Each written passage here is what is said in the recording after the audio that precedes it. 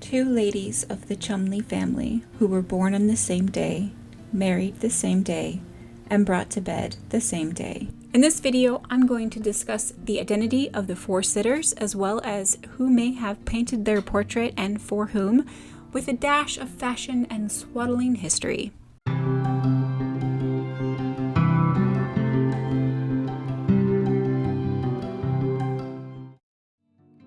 The painting, popularly known as the Cholmondeley Sisters, resided at the Vale Royal Abbey in Cheshire from approximately 1615 until it was sold in 1939 as Two Ladies of the Cholmondeley Family to the Howard family. It was sold again in 1955 to an owner who presented it anonymously to the Tate Gallery in London in memory of Frances Howard. The painting was in bad condition when it was presented to the Tate, requiring 3 years of conservation.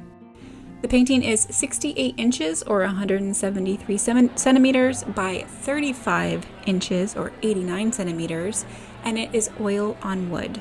It was not signed or dated, and the original frame is long gone. So when I was originally writing up this research, my friend, clearly bored in the face of my interest, asked me why the subjects of the painting mattered, why finding out their identity was interesting, let alone important. Would it settle a property dispute? Were they involved in some major historical event? The answer is no, and not really. Because this is the baby historian, my assumption is that babies and history are intrinsically interesting to my audience. It never occurred to me that I would or should have to convince someone to be interested, but it made me consider, why am I interested? And honestly, it's simply because they were people who lived, like me and you, fellow human beings separated by time and geography, but with the same capacities of thought and feeling. It's satisfying to put a name to a face or vice versa. So many historical figures, people whose names are in the historical or written record, have no contemporary likeness made of them. Here we have both a portrait of 4 individuals seen by millions of people over the last 400 plus years, and a list of potential names which tell us who their family was, where they lived, their ages at marriage, their experience of motherhood, their deaths, their sphere of influence. The mystery yet to be solved is linking the names with the faces. On the lower left-hand corner of the painting is an inscription. Two ladies of the Cholmondeley family who were born the same day, married the same day, and brought to bed the same day. This little inscription was the only identification of the sitters in the painting, and it leaves a lot of room for speculation. It is echoed by a similar one found by the Tate conservators, penned on brown paper on the other side of the painting, very faded. A major issue with the inscriptions is that they post-date the painting by at least a century. The one on the painting is on top of a layer of varnish, which was itself on top of previous restoration attempts. The paper on the back is in an 18th century hand. I wonder if my ridiculously bad handwriting will someday be identified as late 20th century hand. Anyway, it wasn't unusual for a verse like this to be inscribed on the original frame, which in this case has been lost to history, so it's impossible to say one way or the other. The fact that the verse correctly describes the subjects of the painting, 2 women, 2 infants, and a bed, lends a little bit of credence to its authenticity. Historians don't discount that the verse was part of the family's oral tradition regarding the painting, but there are other examples of family portraits being misidentified by descendants, like a generations-long game of telephone. But let's take a closer look at the subjects. Frequently mistaken as twins, an up-close inspection shows the differences between both the adults and the infants. The left mother, who I think looks like Anna Maxwell Martin, has gray eyes like her baby. The right mother, which I think looks like Sophie Thompson, has dark brown eyes, and her baby has light brown. A combination of the style of painting and the fashion depicted helped historians give an approximate date between 1600 and 1610. For example, the inner ruff puff wasn't seen until 1600, and it was only common after 1605. The Cholmondeley family was part of the Cheshire gentry and would have been well aware of London's up-to-date fashions despite living so far away. That said, their hair is a bit old-fashioned for the early 1600s. Elizabethan portraiture focused heavily on apparel. The ruffs, lace, jewels on the gowns demonstrated the sitters' status more so than their personality. Personality became more popular in the Jacobean era. In this way, this painting could be considered a crossover in that it focused on attire, which was very Elizabethan, but then also included the sitters' focus on sisterhood and motherhood, which was very Jacobean. The painting uses a symbolic childbed where they had given birth as a setting. These ladies and their babies are in formal attire though. It was common for women to wear their wedding dresses for anniversaries and christenings, so it is likely both women are wearing their wedding dresses and their babies are in christening outfits made from matching fabrics. Perhaps a christening outfit was made when the wedding dress was made. It is likely that all the babies in their family would have worn the same christening outfits. As for the babies, art historians suggest that they are pictured at a few weeks old.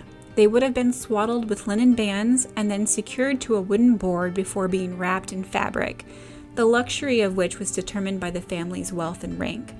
Swaddling like this did a few things in the early modern mind. It retained the infant's humoral heat and moisture, which preserved their youth and vitality, their plumpness. It also ensured that their limbs would grow straight. And it made babies easier to handle. Instead of squishy, randomly flailing newborns, they were a solid plank. It also prevented babies from moving themselves around, including crawling, which would be dangerous in early modern environments and was considered animalistic. All infants were supposed to be swaddled during infancy. This was a tradition going back thousands of years in Europe, perhaps to the Paleolithic era, by the time of the Cholmondeley portrait. I don't mean to say that this kind of swaddle must be okay, let alone beneficial, just because it was a long-standing tradition, but rather that the sisters and their families would not have thought to do it any differently. This form of full swaddle only began to go out of fashion in England in the 18th century when male physicians and philosophers decried it as unnatural and/or unhealthy.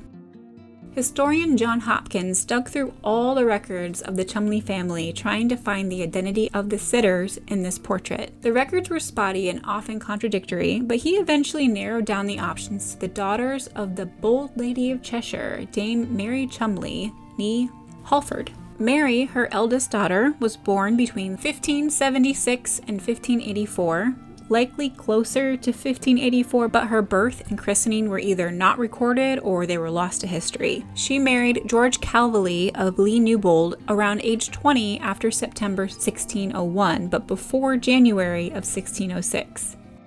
Lettice, another daughter, was born on July 15th, 1585 and married Sir Richard Grosvenor of Eton on August 31st, 1600.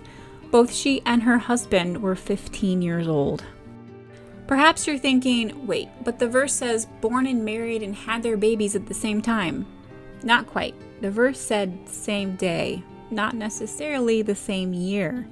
And while Mary's birth and christening records are gone, we have references to Lettice's, and she certainly wasn't a twin. That would have been a marked occasion, and they would have been christened together. So if the verse is accurate, Mary and Lettice were born on July 15th, but in different years, married on August 31st of different years, and gave birth to their first babies on the same date, though not necessarily the same year, despite the babies looking the same age in the portrait. It's all about artistic license. In 1606, there were 2 entries in the Cheshire Painters' Company accounts from Lady Cholmondeley. One payment of 2 shillings and another for 10 pence for some trouble they had with her. So vague, so tantalizing. These payments could have been made at any time before October 18th of that year, which was the end of the financial year. This would be another clue to the identity of the babies in the painting if we have the mother's identities correct, and if those payments were for the painting in question. Mary's first baby, Mary,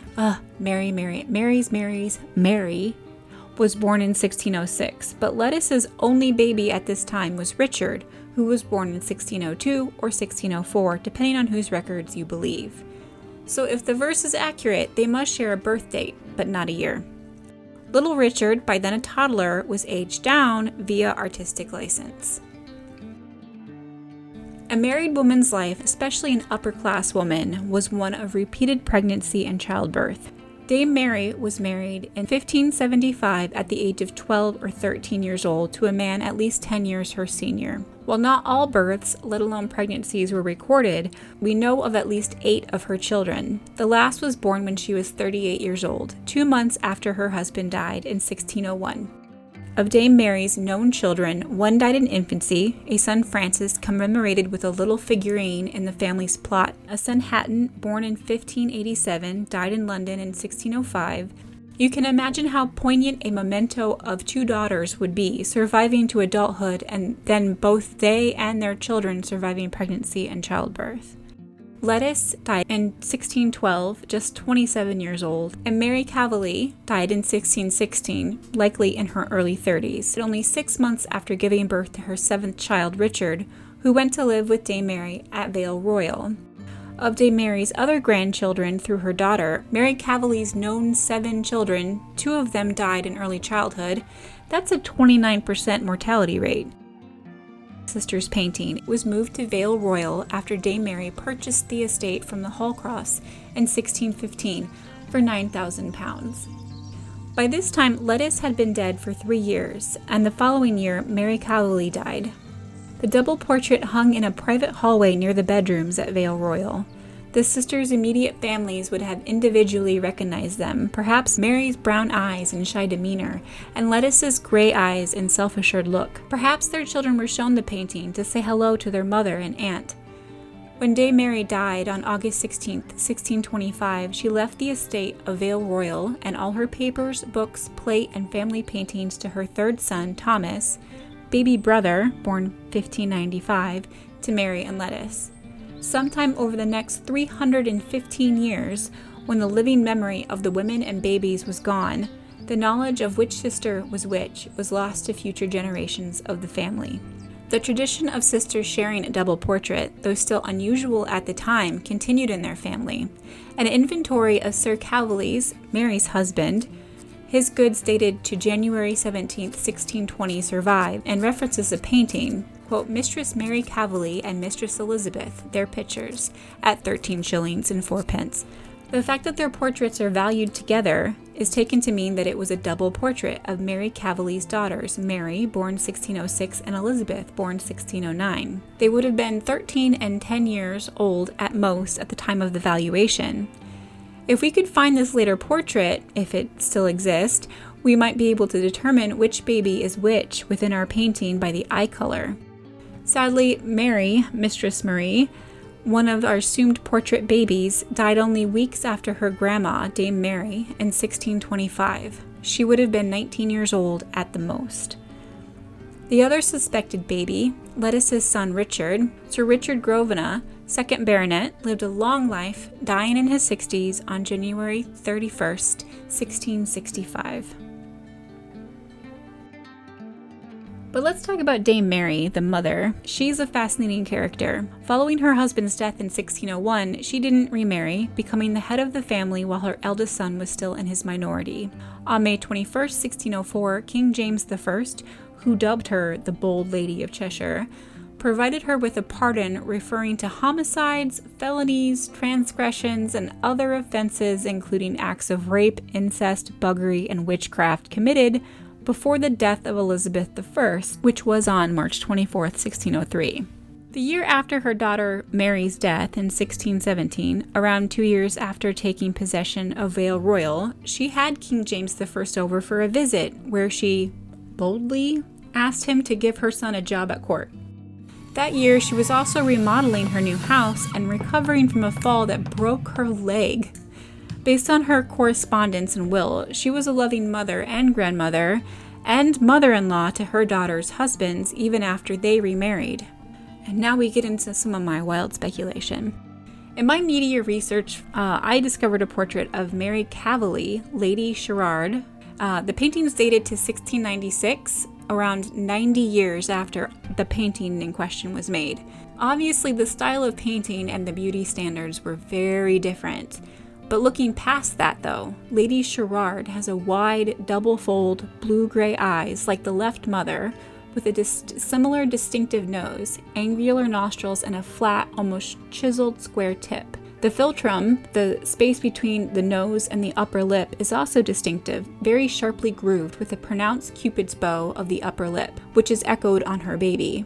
Whereas the other sister has a more rounded nose tip, a flatter philtrum, and a thinner upper lip.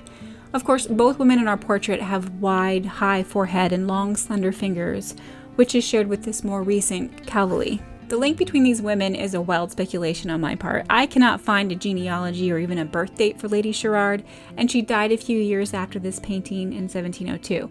But if our left mother and Lady Sherard are related, as their features may indicate, a direct descendant maybe, then I would bet you a nickel that left mother is Mary Calveley, the eldest child of Dame Mary and the older of the sisters, and the baby in her arm is Mistress Mary Calveley, and Lettice Grosvenor is the right mother, with Richard aged down a few years for the painting. Of course, I would love to hear your thoughts on this painting or its subjects. Are there other historical paintings you'd like me to look into? Please leave a comment or send me a message. And of course, if you'd like to support my work, please consider becoming a patron on Patreon. And thanks for watching. The painting popularly blah blah blah. Oh, I'm starting out strong. Jacobean? No, Jacobean. I think. Words have no meaning at this point. Just a bunch of phonemes thrown at the wall. Okay. Calveley? Calveley? Calveley? I think it's Calveley. Don't come for me, British peerage.